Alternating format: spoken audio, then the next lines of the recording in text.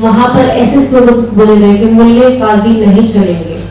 बहुत सारे हमें ऐसे केसेस मिले जहाँ पे वल्नरेबल मुसलमानों को पीटा गया, उनकी दुकानों को वेंडलाइज कर दिया गया। हमने जब मस्जिद जाने की कोशिश की जो विवाद में है, विवादित मस्जिद संजौली का, तो उसके लिए हमें पता लगा कि एक स्पेशल वेरिफिकेशन करवानी पड़ेगी पुलिस से। जहाँ पर भी हम गए, चाहे वो संजौली हो, सोलन हो, मुसलमान बहुत डरा हुआ था बात करने के लिए। वो डरे हुए थे कि कहीं मीडिया उनका फायदा उठा के गलत स्टेटमेंट ना करवा दे। एक कम्युनिटी दबने को तैयार हो चुकी है, इस तरह का माहौल अभी तक बन चुका है। पालनपुर में हमें पता लगा कि एक स्पेशल वेरिफिकेशन ड्राइव भी चल रही है आउटसाइडर्स की, which is again a code word for Muslims. वहां पर 3 प्रोटेस्ट हुए, तीनों बहुत ही इस्लामोफोबिक प्रोटेस्ट थे। वहाँ पे डायरेक्टली इस तरह के स्लोगन लगाए गए कि मुल्ले काजी थू थू थू, मुल्ले काजी नहीं चलेंगे।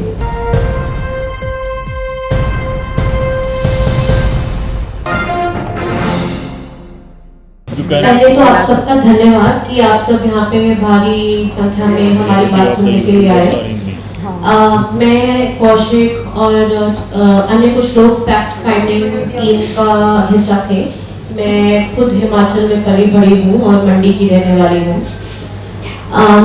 तो हमने अपनी फैक्ट फाइंडिंग के थ्रू पाया that within 30 days more than 32 rallies were conducted in more than 20 towns and districts of Himachal Pradesh, and almost all these rallies, so-called protest against outsiders, which is a code word for discrimination against Muslims, were mostly violent. वहां पर ऐसे slogans बोले गए कि मुल्ले काजी नहीं चलेंगे। मुल्ले, I don't even want to speak this kind of language. It's difficult for me to express even though I am not from the community. So इस तरह के hateful statements दिए गए। बहुत सारे हमें ऐसे केसेस मिले जहाँ पे वल्नरेबल मुसलमानों को पीटा गया, उनकी दुकानों को वेंडलाइज कर दिया गया और उनको बहुत गलत धमकियां दी गई।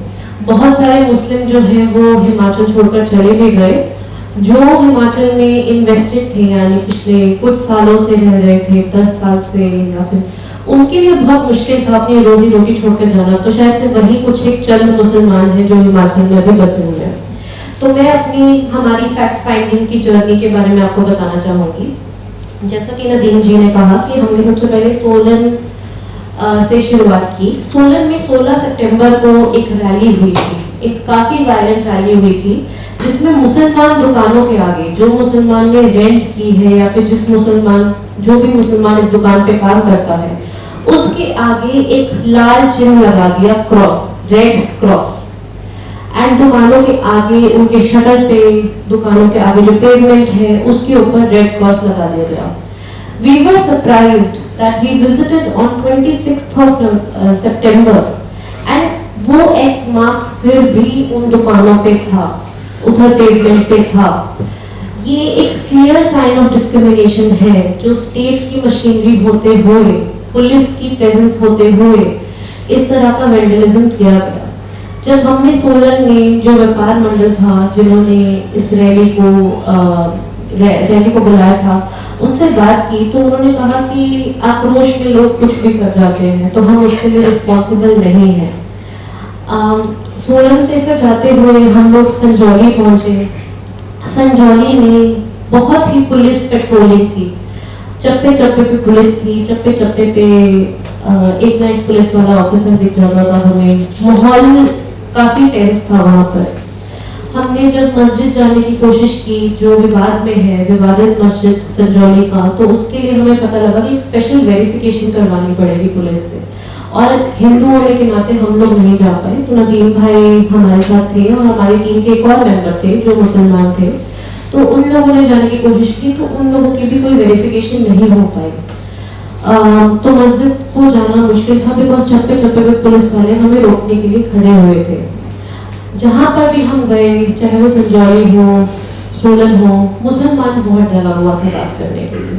वो बात करने को राजी नहीं थे, वो डरे हुए थे कि कहीं मीडिया उनका फायदा उठा के गलत स्टेटमेंट ना करवा दे, कहीं उनका चेहरा वायरल हो जाए तो उनके ऊपर किस तरह की हानि पहुंच सकती है, किस तरह से उन लोगों का they were very vulnerable. Their families were very vulnerable. In fact, in entire duration that we traveled for 20 days in Himachal Pradesh, they were so vulnerable that we were not even able to find a single Muslim woman who was willing to speak to us. So that was the level of vulnerability out there. Muslim kids were not willing to speak up. Certain members who were men, privileged men, they were willing to speak up. And that too on condition of anonymity. कि उनका नाम बाहर नहीं आना चाहिए। ऐसे एक या दो मुसलमान होंगे जितने हमने मुसलमानों से बात की, तकरीबन 25 से 30 इंटरव्यूज करे हमने, उनमें से एक या दो लोग होंगे जो शायद से ऑन रिकॉर्ड आने को तैयार थे। पूरी जो कौम है, कम्युनिटी है, वो काफ़ी हद तक डरी हुई थी और वो बोलना ही नहीं चाहती थी। उनसे हम पूछेंगे क्या हुआ, वो बोलते हैं सब ठीक है, कुछ नहीं हुआ, सब ठीक है। सो वो खुद को ही चुप करवा रहे थे।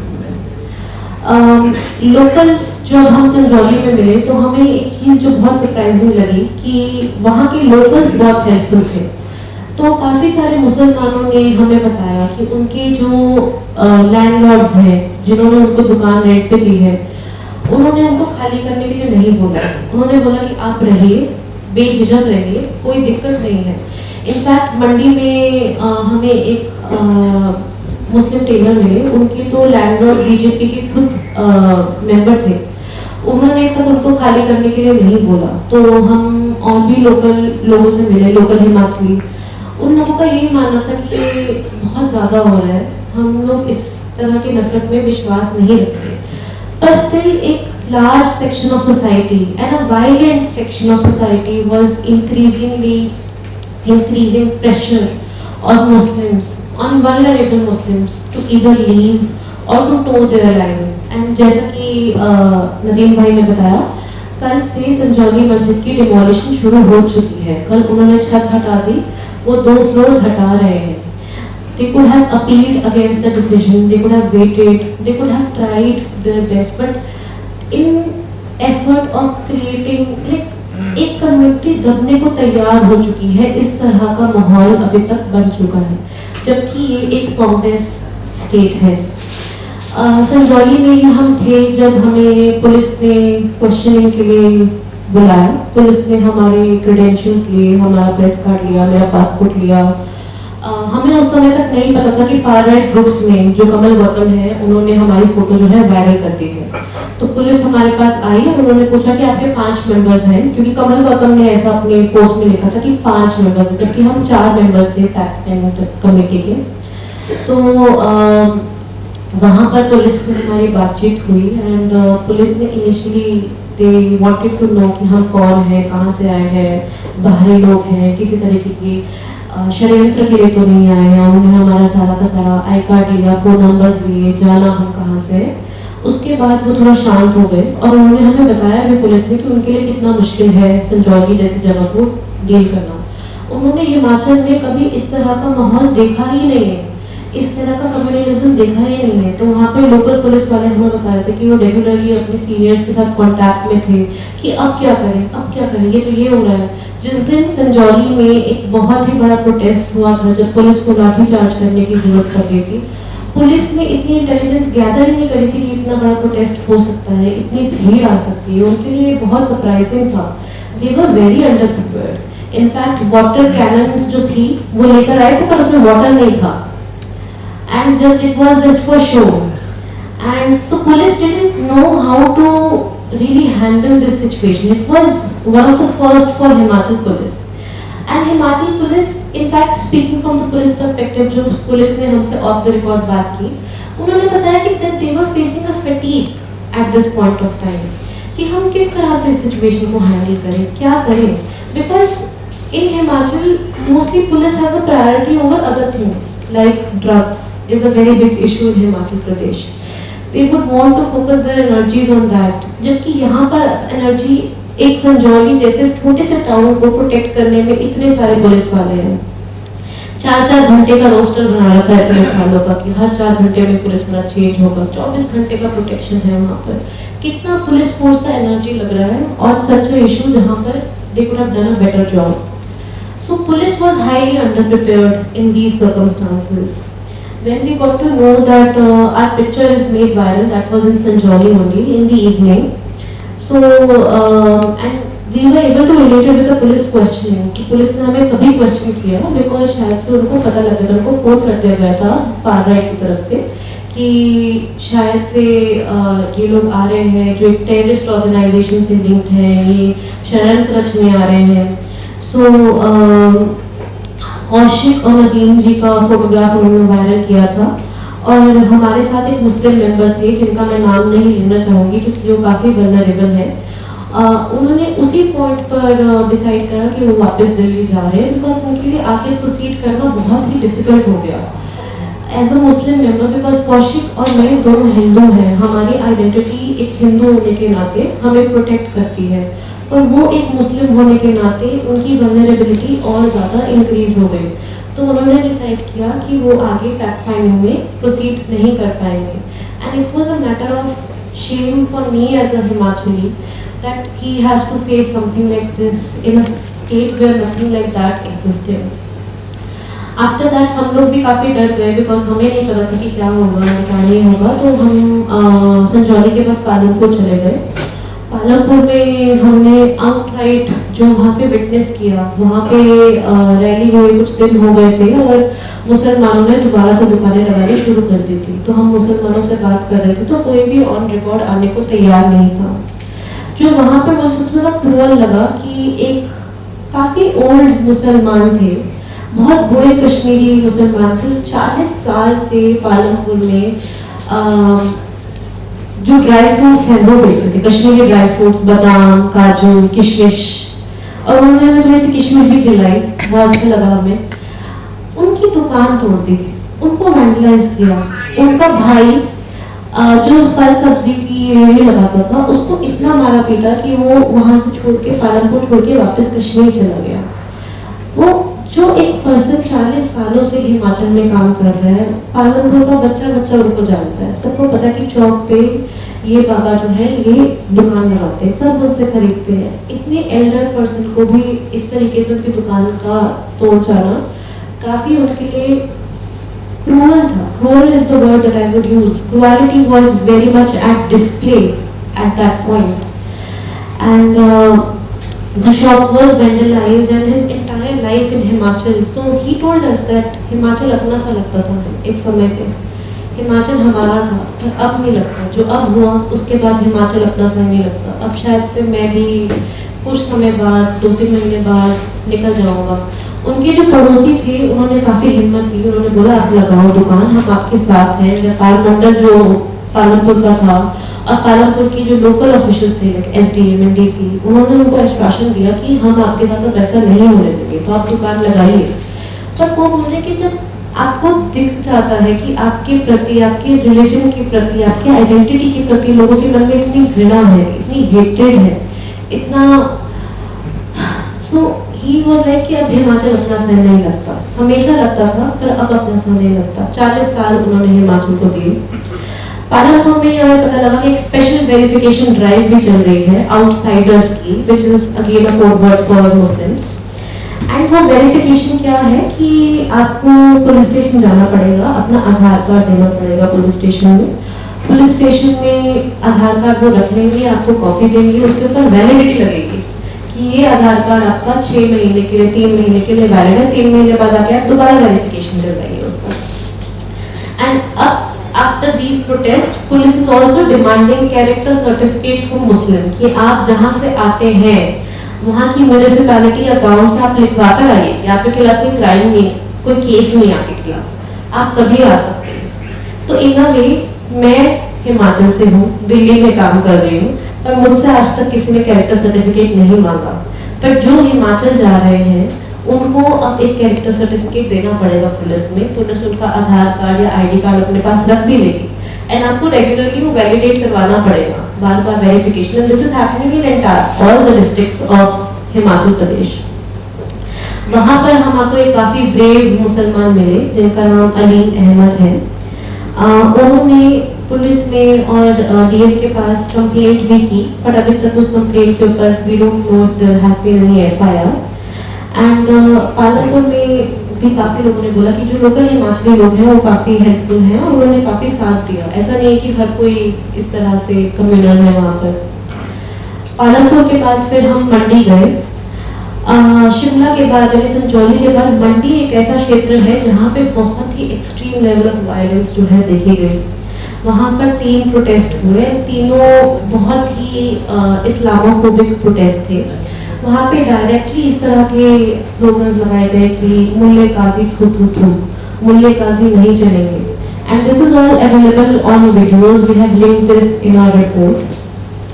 And the regular people were doing it. जो मंडी के आम जनता है वो आए। पहले प्रोटेस्ट में कुछ 10-15 लोग थे, दूसरे प्रोटेस्ट में कुछ 100-150 लोग थे जो आए हैं। धीरे धीरे नंबर बढ़ता गया।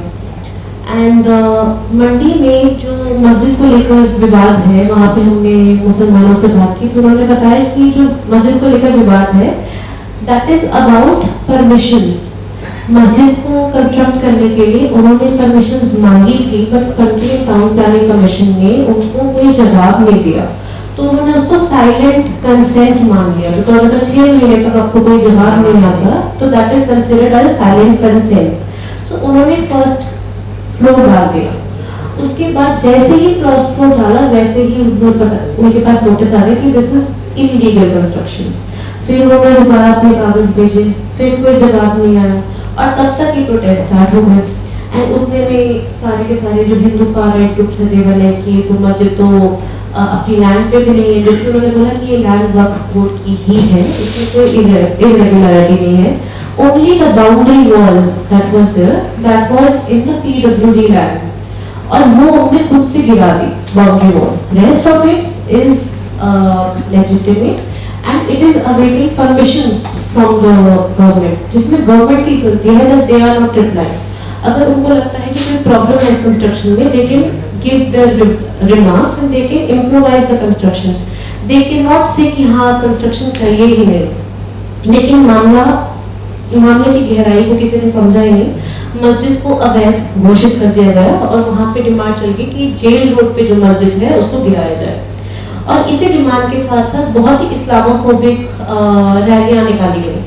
उस इस्लामोफोबिक रैली का एक जो शिकार बना वो उनका नाम मैं लेना नहीं चाहूँगी क्योंकि उन्होंने एनोनिमिटी मांगी है प्रोटेक्शन के लिए, बट क्योंकि उनकी वीडियो काफ़ी वायरल है। तो एक लेडीज टेलर है जिनकी दुकान का नाम है हुसैन लेडीज टेलर। तो जितने भी फार-राइट ग्रुप्स हैं, 3 रैलियां निकली मंडी में, तीनों बार हुसैन लेडीज टेलर की दुकान के पास खड़ी हो गई। ऑब्वियसली बिकॉज हुसैन नाम clearly indicates it's a Muslim shop. वहां पर खड़े होकर पहले उन्होंने जो हुसैन जी हैं उनके कैरेक्टर के ऊपर सवाल उठाए। उनको बोला कि ये लड़कियों की ही क्यों लेडीज टेलर है, ये जेंट्स लेडीज टेलर क्यों नहीं है, लड़कियों का ही क्यों सिलते हैं, इनका जरूर कोई ना कोई हमारी बहू बेटियों को वश में करने का कोई वो होगा। सेकेंड रैली में उन्होंने ऐसा बोला कि जो ये इनको रेंट पे दे रहे हैं वो हमें पता है वो खत्री समाज से आते हैं, खत्रीज कास्ट और सब कास्ट इन मंडी। तो खत्री समाज वालों ने इनको लैंड यानी रेंट पे दिया है। खत्रियों का भी वही हाल होगा जो कश्मीरी पंडितों का हुआ था अगर ये इस तरह से देते गए। And a lot of hate speech was used and during that time the board of that Hussain ladies tailor was made viral through videos in far-right groups. उस बोर्ड पे उन भाई का नंबर था और जिस तरीके से उनका नंबर वायरल हुआ, जिस तरह की अनस्पीकेबल थ्रेट्स उनको आने लगी ऑन एवरीडे बेसिस, उनकी चाहत के बिना वो अननोइंगली वायरल हो गए। बजरंग दल से, विश्व हिंदू परिषद से, तरह तरह से लोग उनको फोन कर रहे हैं, आपका एड्रेस दीजिए, आपको ठिकाने लगाने जाना है हमने। इस तरह की जो बातें उनसे की जा रही है और वो बहुत डरे हुए। उनके 2 बच्चे हैं, बीवी है, वो हिमाचल में पिछले 10 सालों से रहते हैं। उनकी दुकान one of the most famous shops है इन हिमाचल इन मंडी। एंड जब हम गए उनके पास एक पल की फुर्सत नहीं थी क्योंकि सारी हिंदू लेडीज उनके पास ही आए थे कि करवा चौथ का व्रत है और हमारा सूट सिल दीजिए। बट उन्होंने नए ऑर्डर देने बंद कर दिए बिकॉज ही नेवर नोज कि हमें कब बोर्ड या बिस्तर बंद करके यहाँ से भागना पड़े। उसके बाद फिर मंडी के बाद फिर हम कुल्लू गए। कुल्लू में जो प्रोटेस्ट हुआ, पहला प्रोटेस्ट 16 तारीख को था और दूसरा प्रोटेस्ट 30 तारीख को था, 30 सितंबर। 30 सितंबर के प्रोटेस्ट में एक बहुत ही इंटरेस्टिंग बात हुई कि उन्होंने जो हिमाचली एलिमेंट्स हैं उनको उस प्रोटेस्ट में इंक्लूड किया। तो हिमाचली नाटी है, हिमाचली पहनावा है, हिमाचली जो धाम है, तो जो प्रोटेस्ट रैली है यानी जो आक्रोशित हिंदू है जो तरह तरह की गालियां देते हुए प्रोटेस्ट कर रहे हैं, उनसे पहले हिमाचली नाटी हो रही है। So they try to legitimize this with culture. And before that rally, the SDM of Kullu, who deserves credit, he gave a press conference, he released all the documents, and he said the mosque is completely valid. जो mask है कुल्लू में वो जामा मस्जिद है, 500 kilometre के area में it is the only Jama Masjid in Himachal and it is pre partition Jama Masjid, pre independence Jama Masjid, because Himachal में पहले partition से पहले काफी मुसलमान रहा करते थे, वो पंजाब का पार्ट था। पार्टीशन के बाद काफी सारे मुसलमान जो हैं वो पाकिस्तान चले गए। तो ये जो मस्जिद है जैसे सोलन का मस्जिद है या फिर जो कुल्लू का मस्जिद है, ये पार्टीशन से पहले ही बनाए गए थे। तो जो कुल्लू की मस्जिद है उन्होंने हमसे एक बात कही और उसी के बाद पे मैं अपनी बात भी खत्म करना चाहूँगी। Back in the day in 1999 जब मस्जिद को वो लोग थोड़ा बड़ा करना चाहते थे, एक्सपैंड करना चाहते थे, रिकंस्ट्रक्ट करना चाहते थे, तो बीजेपी के राजा महेंद्र सिंह एंड आरएसएस के जगदम्बा प्रसाद अवस्थी, ये दो लोग थे जिन्होंने अपनी जेब से 5,000 रुपए की डोनेशन दी थी मस्जिद के लिए। मस्जिद की जो पहली नींव थी रिकंस्ट्रक्शन के लिए वो हिंदू, मुसलमान, सिख और ईसाई ने साथ में रखी। एंड आज जब वो इमाम वहाँ की याद करते हैं तो बोलते हैं कि आज माहौल पूरी तरह से चेंज हो चुका है, हिमाचल अब वो नहीं रहा था। Thank you so much.